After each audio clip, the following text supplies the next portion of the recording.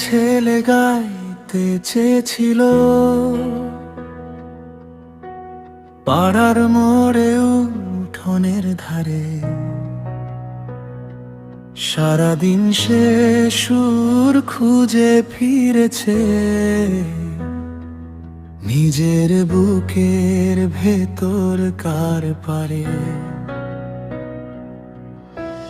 ক্লাসের শেষে ভিড়ের ফাঁকে মুখে মুখে সে রাগ ধরতো, কিন্তু গলার ভাঙা দরজাটা কোনোদিনই ঠিক তো খুলতো না।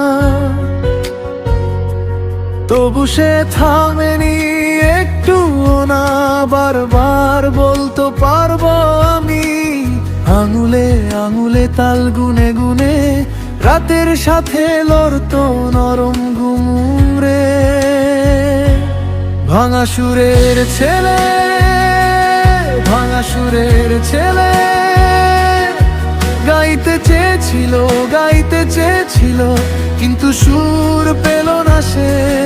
ভাঙা সুরের ছেলে, ভাঙা সুরের ছেলে, এই ব্যথাটাই তাকে ধীরে ধীরে দুর্বল করে।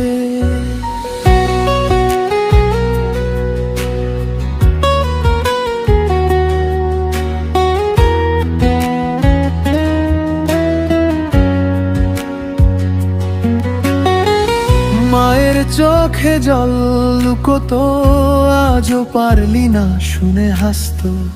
নিজের ছায়াকেও সে একদিন চুপচাপ এসে জড়িয়ে ধরতো।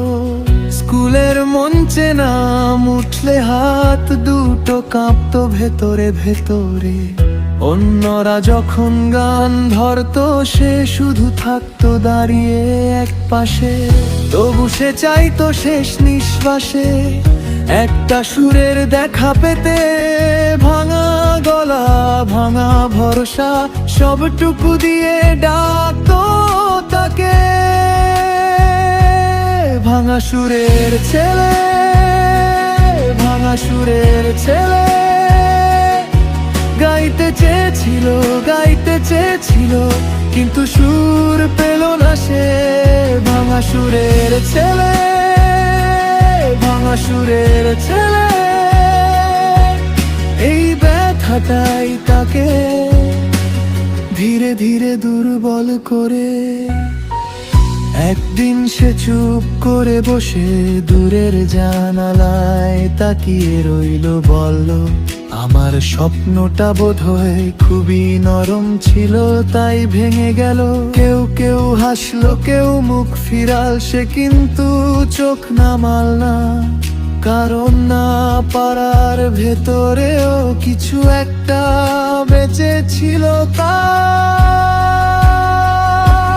ভাঙা সুরের ছেলে, ভাঙা সুরের ছেলে, গাইতে চেয়েছিল, গাইতে চেয়েছিল, কিন্তু সুর পেল না সে। ভাঙা সুরের ছেলে, ভাঙা সুরের ছেলে, এই ব্যথাটাই তাকে ধীরে ধীরে দুর্বল করে। ভাঙা সুরের ছেলে, ভাঙা সুরের ছেলে, তবু সে আজও দাঁড়িয়ে গানের নামে বাঁচে সে।